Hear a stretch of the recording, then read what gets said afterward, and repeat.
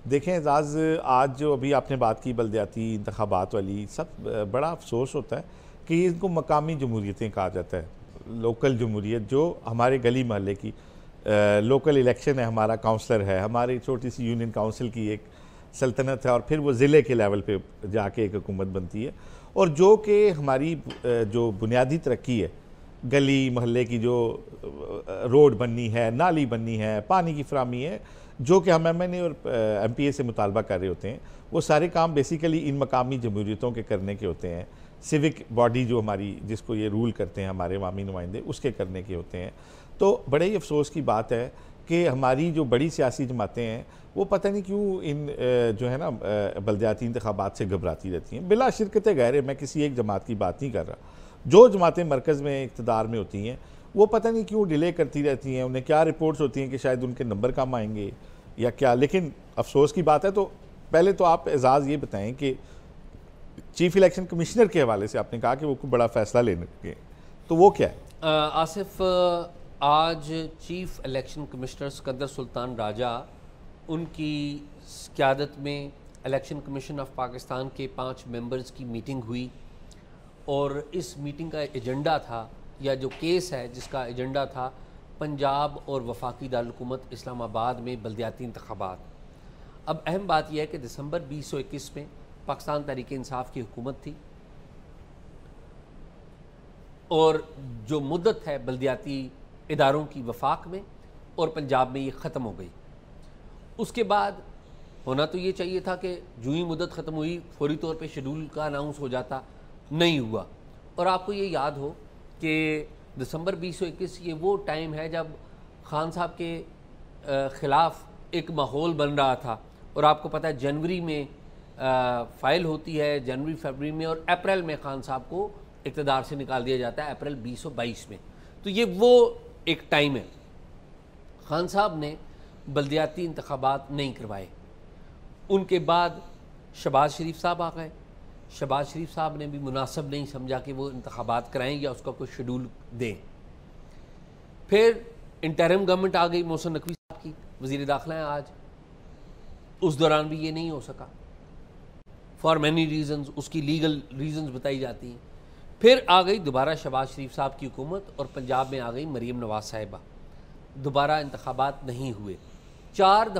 3 से 4 दफ़ा पंजाब के बल्दियाती कानून में तरमीम का जिक्र किया गया है, जी हम तो कानून साजी कर रहे हैं। एक मरतबा तो एजाज़ हाई कोर्ट ने हुक्म दे दिया था कि आप जो है वो पहले, क्यों जो पहले से डेट आई हुई थी जी, उस पर पहले स्टे हो गया था और फिर उन्होंने कहा कि फैसला दिया शाम को कि कल इलेक्शन करें, लेकिन इंतज़ामिया नहीं कर सकी थी क्योंकि वो टाइम बड़ा कम था। याद है ना आपको, इस्लामाबाद में ये भी हुआ है। अभी हुआ ये है कि सेक्रेटरी बल्दियात जो हैं पंजाब के और वज़ीर बल्दियात आज पेश हुए थे इलेक्शन कमीशन ऑफ पाकिस्तान में।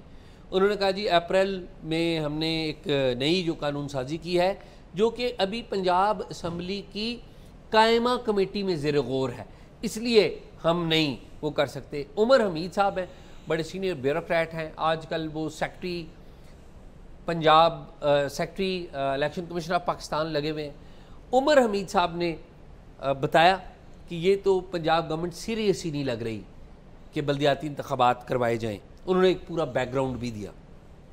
तो इसके ऊपर chief election commissioner Sikandar Sultan Raja, इन्होंने बड़े गुस्से का इजहार किया और इन्होंने कहा कि देखिए कि मैं वज़ीर आज़म को भी बुला सकता हूँ, यानी कि शहबाज शरीफ साहब, और वज़ीर आला मरीम नवाज़ साहिबा को भी बुला सकता हूँ कि वो इलेक्शन क्यों नहीं करवा रहे।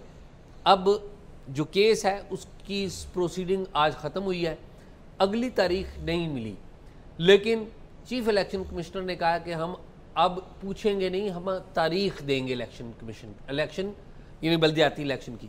अब इसमें थोड़ा सा, ये तो सारी फैक्ट्स मैंने आपको बयान किए कि ये हुआ। थोड़ा सा बैकग्राउंडर कि 3 सूबों में इंतखाबात हो चुके हैं और इससे पहले पंजाब में भी थे।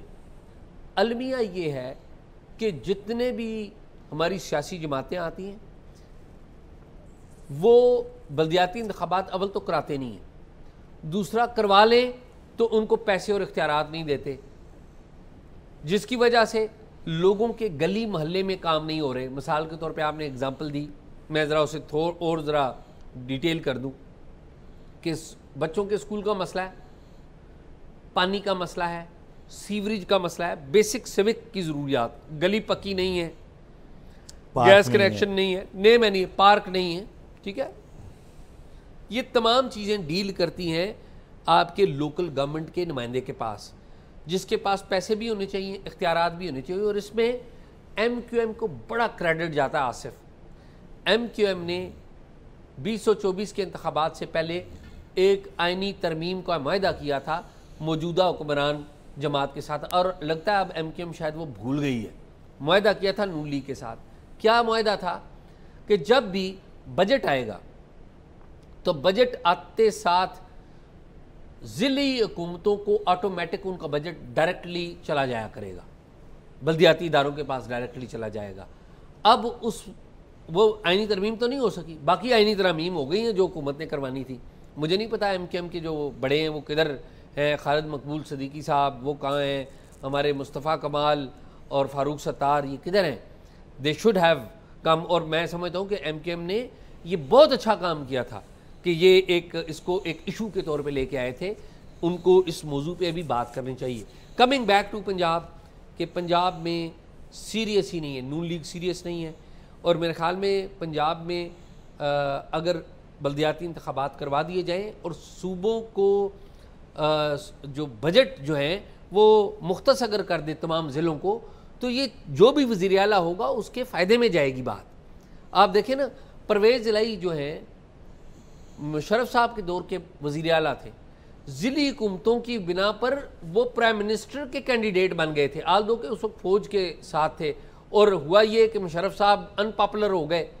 अगर मुशर्रफ साहब अनपॉपुलर ना होते, बेनज़ीर भुट्टो साहिबा शहीद ना होती, तो परवेज़ इलाही इस मुल्क के वज़ीर आज़म होते। तो मेरे ख्याल में मरीम साहिबा को भी जो चीफ़ मिनिस्टर हैं उनको सोचना चाहिए कि उनकी असल पावर जो है वो गली महल्ले में उसी वक्त जाएगी जब बल्दियात मजबूत होंगे, बल्दियाती निज़ाम मजबूत होगा, आपकी पार्टी और बाकी जमातें जो भी आपके मद्दे मुकाबले हैं वो भी उस लेवल के ऊपर आप मुकाबला करेंगी और अपने आप को मुनज़्ज़म करेंगी। सियासी जमातें मुनज़्ज़म होंगी और लोगों के काम होंगे, जिसके नतीजे में खुशहाली आएगी सूबे में भी और मुल्क में भी। तो ये मामला है और लगता ये है कि सिकंदर सुल्तान राजा शॉट लगा देंगे। आपको पता है माजी में भी वो शॉट लगा जाते हैं। देखें एजाज़, मैं तो बड़ा खुश हूँगा कि बल्दियाती इंतखाबात फौरी तौर पे कराए जाएँ। मुझे याद है मैंने एक दफ़ा किसी सीनियर अपने किसी साथी से पूछा था, तो मैंने कहा कि मुझे ये बताएं कि रशिया की फ़ौज कई लाख है, बहुत बड़ी फ़ौज है, शायद 50-52 लाख मुझे बताई गई थी।